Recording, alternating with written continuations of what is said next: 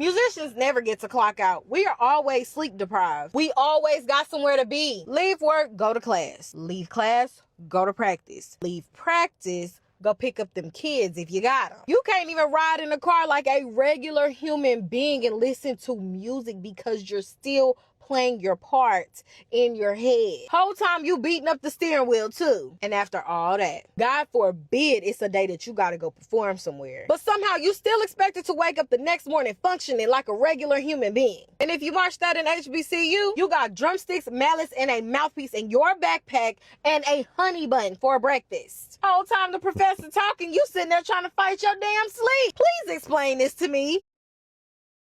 See, so much truth in this. See, I'm glad that we got somebody in the ethos that's talking and bringing these things to life for the general populace of people. Like, I agree wholeheartedly with everything that she said. You know what I'm saying? In the sense of that, like, sleep deprived, all of those things like that. I'm lucky if I'm able to get like a full 5 to 6 hours of sleep every night, and my biological clock is just wired for like somewhere between 5:30 and 6 a.m. Like I just cannot sleep past that. I'm up at 5:30, almost wide freaking awake sometimes, and that's even if I go to sleep at like midnight.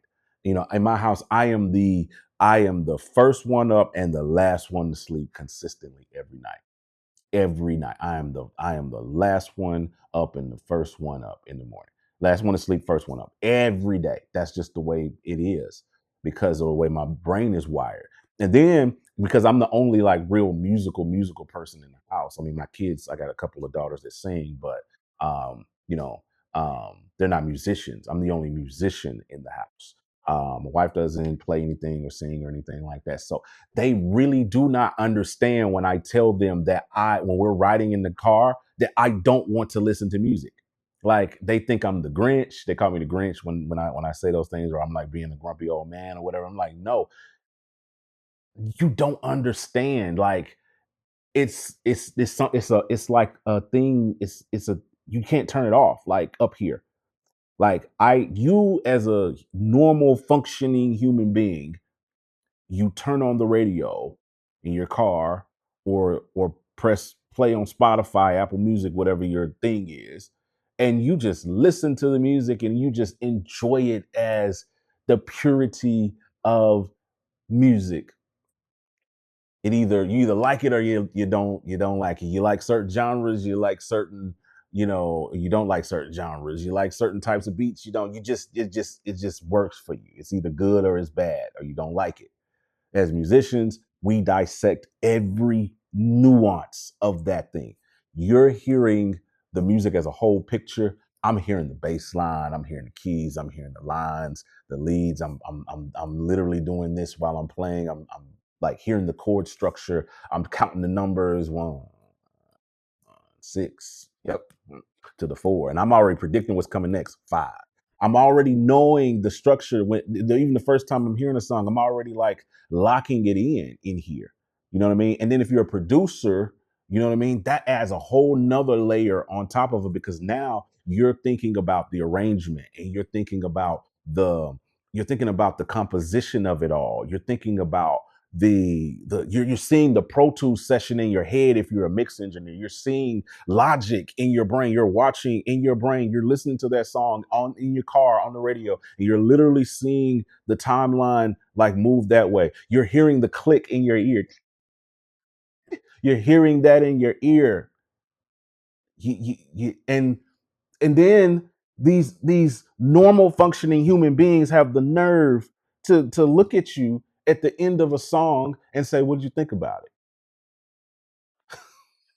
And they expect a normal answer. That's the other crazy part about it. They expect a normal answer from you. They expect, "Oh yeah, it was dope. Oh yeah, it was fire."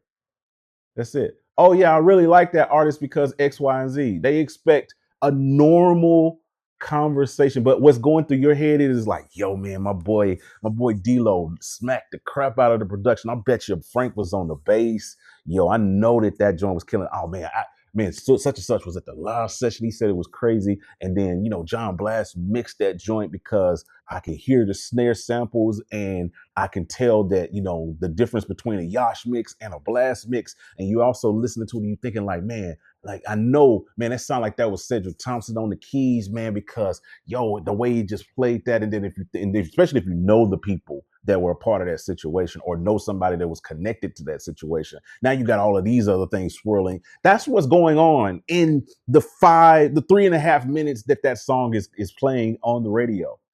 So no, sir, no, ma'am. While I am riding in the car, I don't want to listen to anything but the wind coming from the window passing by or the air coming out of the AC. That's all I want to hear. Blessed quietness, holy quietness. You know what I mean? That's what I want to hear.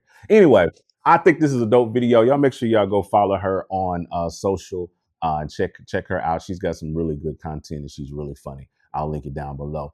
You guys feel free to check out the links down in the description of this video. Talk to you guys on the next one. Yo, what up, guys? It's your boy, John Mike. If you've been rocking with my content and you want to go beyond what YouTube allows, what social media allows, that's exactly why I created my Patreon. Over there, I break down the real side of music tech, business, how this industry actually works, the creative side.